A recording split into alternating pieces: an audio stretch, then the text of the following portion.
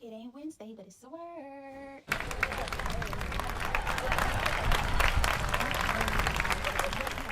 about a few things, but most importantly, we're going to talk about where people go when they die, because I know a lot of people have always speculated. I like that we always say rest in peace, rest in heaven. Some people might think you go to heaven as soon as you leave, and I know they looking down on me, not following me. So, but let's get into the juice. And when I tell y'all, I read the text over and over and over in the book of Enoch, because I wanted to make sure that I delivered this message to you guys correctly, and I asked God to be my words, so that what I say is valid.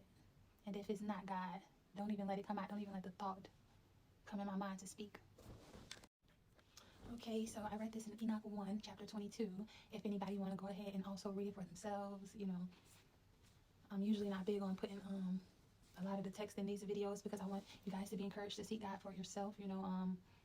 I've done my brunt of the work. If you can't believe what I say, hey, you got to do your brunt too. Okay, so Enoch is talking to an angel, and yes, I know what angel it is, but I don't want to get too deep in angel names, so I'm going to leave those out, because I know a lot of people on this earth tends to worship angels, and that's a sin, of course. And what do I mean by that? I mean, some people have whole shrines in their house, whole altars dedicated to people in the Bible or angels. The Virgin Mary, Raphael. They have altars to these people, and they're thinking, in their mind, beings, I serve them because it's so far-fetched to serve God. Let's serve something a little below. Don't want to give them the big head. But anyways, what happens is deities attached to you guys. Oh, I'm seeing signs, stuff. It's the angel. No, it's a spirit. Because guess what? Clearly, you don't believe anything. Let me go ahead and confuse you a bit, keep you down. So I'm not going to get in on angel names, because, as I said, I know a lot of people will start searching out angels, and then they'll become a vice, because now you're seeking the wrong thing, beloved. But anyways, Enoch's talking to an angel. Okay, so Enoch is talking to this angel. It's actually a few angels, the blessed ones, the ones who did not flee from God. And they are taking him to different parts of the earth and telling him what's going on and what this is and what's going to occur, right? And then he takes him to Mount Hard Rock. And of course, your girl being your girl went ahead and looked up where Hard Rock Mountain was, just for the unbelievers. And yes, Hard Rock Mountain is a real thing. And I have some questions for people at the end who may live in that area, because after reading this, I just gotta know. So Enoch and this angel is at Hard Rock Mountain, and while they're at the mountain, Enoch sees 4 smooth, hollow holes in the mountain. Big old, smooth, maybe cave-like, you know what I'm saying? And they made an emphasis to say smooth, dark, like boom, boom, boom, right? And he's curious as to what they are.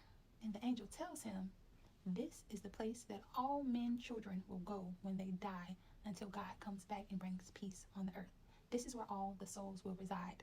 Now, they only told me, and I'll go into detail about each one, they only told me what 3 of the hollow places were for. One was for the saints, the ones for the people who are going to make it into heaven, probably be resurrected, because God says he wakes the living and the dead when he comes. Could be those. The second place was for the righteous who are sinners. That means we are following God, but sometimes we fall short. Those people will be there. And then it's the unrighteous sinners, the people who just did bad things. They will also be there. Okay, now that we got what 3, they didn't tell me what the 4th one was, because always gotta be some secret, right? But maybe God didn't want us to know that either. If it was withheld, maybe not. It's time to be revealed. But yeah. So let's get into these places, these hollow caves. And Enoch's like, what's going on, right? And the angel's just all like, oh, why must you know everything, the truth? Why are you so curious? But he definitely explains these things, because that's why God had him here. So he can show him all the things in the world, what's going on now, what's to come, everything, because he has to document all of this. He's God's scribe, right? And so before the angel explained to Enoch what those hollow places were and who would be inside, Enoch heard someone mumbling and making suit to the Lord, right? Making suit to heaven. What do you mean making suit? Making a case, kind of like lawsuit is what I mean. Getting their case ready for God. They're pleading out to God. And Enoch says, who is that? And the angel says, that is the spirit of Abel, whom Cain, his brother, had killed. He is making suit to God, preparing his case, and he won't stop until Cain's whole family is rooted out the face of the earth. That was Abel. Abel still crying out from the ground to this day, because he wants justice. Before I continue with the text, I just want to stop to let y'all understand, like really dig into y'all how deep this thing goes. Teach your children be good people. There are kids right now that has bullied a child so much that that child has committed suicide, and that child right now is making suit against them. And the thing about certain kids when they're bad, because I wasn't the best child, I was a hothead, is you tend to grow up to be good people. You tend to it's like a phase almost. It's like the enemy almost want to ruin you before you even get started, because you hardly even remember that stuff. Like, oh really, you know what I'm saying? Know that they might grow up and become decent human beings. They might be sitting around their friends one day thinking, dang, what happened to that kid? They don't even know that when it's their time, it's gonna be somebody up there speaking against them, ready for their whole family to be rooted out the face of the earth. It's a special place for all the people who've done harm to people. How can I get out of this, you say? How can we turn it around? You say, you repent. And you apologize. That's important, because there's a lot of things that you can repent to God about, and God say, nah, I want you to tell the person that you hurt so they can have forgiveness in their heart. Now, I don't know how you're going to get that for somebody whose life has been cut short, but if they're still here, make amends, apologize, and even if they don't accept it, at least you honor God, because God can forgive you. So the first space is for all the people that was robbed of their years, the people who was unalived unjustly. They're in one space, and they are creating suit against their oppressor, baby. They going up on the stand. The next spot is for sinners who did not get judgment on earth. So this is for people who probably committed heinous acts and were set free here on earth. You received no judgment. This is for people like Emmett Till's murderer. People like that, okay? Who nothing ever happens to you. You've done a great crime and nothing ever happens to you. You go there. You go to that space when you die. And let me tell you something. The text says, here their spirits will be set apart in this great pain until the great day of judgment, and there will be punishment and torment of these who are cursed forever. That means when you pass and you're in that place, you are going to be tormented. You know what I'm saying? Until judgment gets there, and then you figure out where you want if you get to leave there. Your judgment starts the moment you blank out. And I shouldn't even say judgment. Your torment starts, because mind you, judgment don't happen to Judgment Day. So for all those people who feel like they've lost someone and they never got justice for their family member or loved one, baby, justice coming. Don't worry about it, baby. Justice is coming. You might not get to see it, but no, it's coming. And have peace with that, Take peace in knowing that they are going to get theirs. Now, I know there are going to be some people on here who try to comfort me and say, oh no, you're going to be sleeping.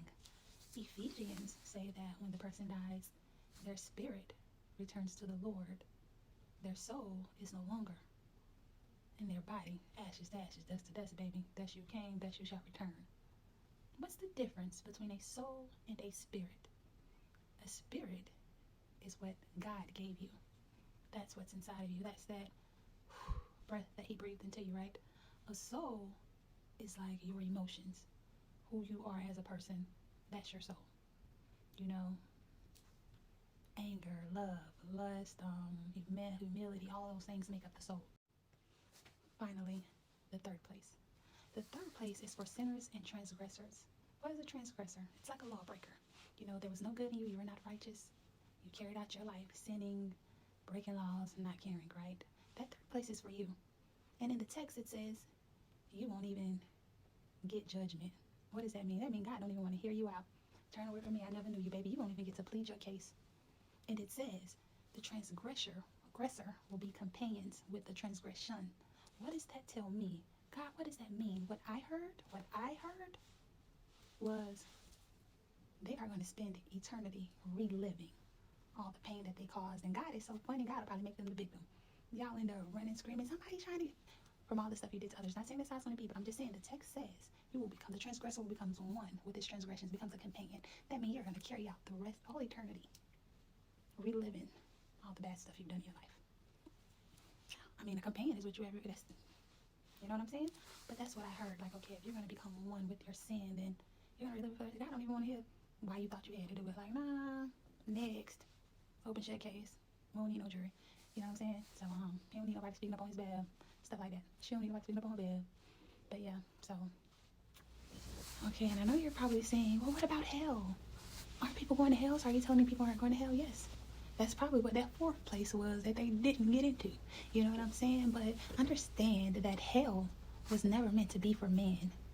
Hell was never meant to be for us. It was meant to be for the fallen angels that defy God, because it's supposed to be such a terrible place that probably only those of the gods could even make it through the torment. But since you want to be a god, since you want to act in the authority of a deity, you know what I'm saying? But yeah, so that's that. And I was going to say something. I was going to end it. Oh, this is what I was going to say. Okay, so to all of those people who live in the area of Hard Rock Mountain, please, if you see this, please give me some paranormal stories, because you can't convince me that there's no paranormal activity going on around there. You can't convince me somewhere in Hard Rock Mountain y'all don't be walking past and just hear screams over screams in the woods. Y'all don't go looking for it. It has to be something. You know what I'm saying? So if you live anywhere, is it a little village, Hard Rock Mountain Village or anything? Oh, please tell me if you have any supernatural stories, because I just believe that place has got to be haunted. Anyways, for all of you who are wondering what happens to people when they die, that's what the Book of Enoch says. Pretty much sums it up. And hope you have a blessed night.